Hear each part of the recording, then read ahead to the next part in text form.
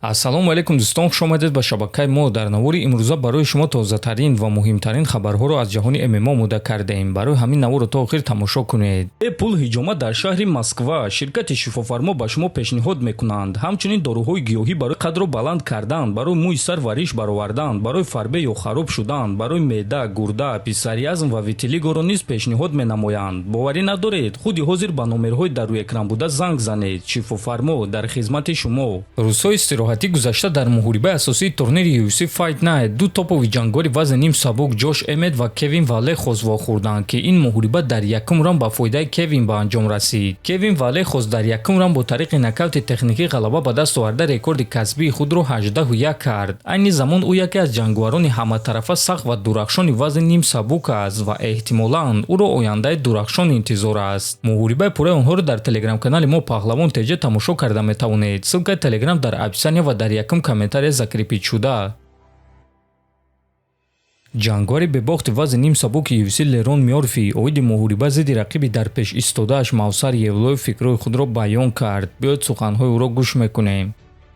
ман ҳис мекунам ки ҳамаи мушкилиҳои зиндагиро паси сар кардам ва ман доимо мегуфтам ки ягона чизе ки маро манъ карда метавонад ин марг аст. Нест чунин ҷангваре ки маро шикаст дода тавонад ва ман ба ин муҳориба бетарс мебарам, гуфтааст Мёрфи. хотиррасон мекунам ки соли 2013 вақте ки Лерон Мёрфи 21 сола буд ва аз сартарошхона ба хонаи худ бармегашт, ба ӯ ҳамла карда 3 маротиба ба чеҳра ва гарданаш паронда буданд ки ҳатто дар забонаш як қисми тир боқӣ монда буд. баъди ин ҳодиса ӯ боз ба садамаи хеле вазин гирифтор шуда буд ва ба ҳамаи ин чизҳо нигоҳ нокарда ӯ дар муҳорибаҳои омехта хеле муваффақ шуда тавонист. Айни замон Лерон Мёрфи рекорди бебохт дорад ки акнун ӯро муҳориба зидди боз як ҷангори бебохти дигар Мавсар Евлоев интизор аст ва муҳорибаи онҳо аллакай шаби ҳамин шанбе ба якшанбе баргузор мегардад ва муҳорибаи асосии турнири UFC Fight Night дар Лондон хоҳад шуд. Мавсар бошад шаби гузашта гуфт ки барои муҳориба зидди Арман Царукян розӣ мешавад, агар ки Царукян ба вазни ним сабук фарояд.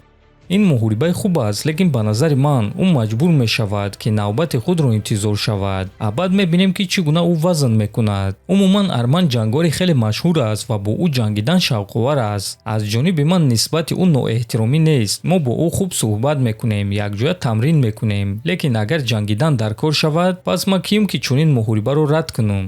фикр мекунам ки ҷисман ӯ ба вазни 66 килограмм фаромада метавонад, лекин аз дигар тараф кафолат нест ки ӯ дар ин вазн худро хуб нишон дода метавонад, чунки ба ӯ вазнкамкунӣ вазин ва худбарқароркунӣ дуруст дар кор аст. лекин агар ки ӯ боварӣ дошта бошад ки ин корро карда метавонад ва аз ин кор ягон фоида ҳаст, пас байрақ дар дасташ, гуфтааст Евлоев. ногуфта намонад ки чанд муддат пеш Арман Царукян гуфт ки омодааст ки дар вазни ним сабук муҳорибаи довталабӣ гузаронад ва баъд муҳориба барои камарбанд.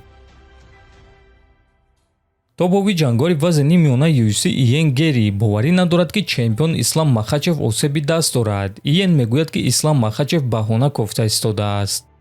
ман чизро шунидум, лекин ба ин чиз боварӣ надорам. ман намедонам ки ба чӣ бовар кунам. ман бовар карда наметавонам ки дасти ӯ дар охирон муҳориба зидди Мадалена осеб гирифт. шояд дасти ӯ дар вақти аспсаворӣ осеб гирифт. фикр мекунам ки ин баҳона аст. ҳамаи ин чизҳо ба ман як чизро мефаҳмонанд. Ислам бо ман ҷангидан намехоҳад. ӯ кори мекардагии дигар чемпионҳоро карда истодааст, вақте ки онҳо соҳиби камарбанд мешаванд, гуфтааст Гери. бояд қайд кард ки чанд рӯз пеш роҳбари UFC Дана Вайт хабар дод ки Ислам Махачев осеби даст дорад ва кай ба муҳорибаҳо бармегардад номаълум. ана довталабон Иен Гери ва Майкл Моралес бошанд интизори муҳорибаи унвонианд ва ҳоло маълум нест ки кадоме аз онҳо аввалин рақиби чемпион Ислам Махачев шуда метавонад. дар ҳамин ҷо дӯстон навори мо ба анҷом мерасад. фикру ақидаҳотонро нависед, ҳатман дар YouTube канали мо обуна шавед. то боздид, хонободу сарбаланд бошед.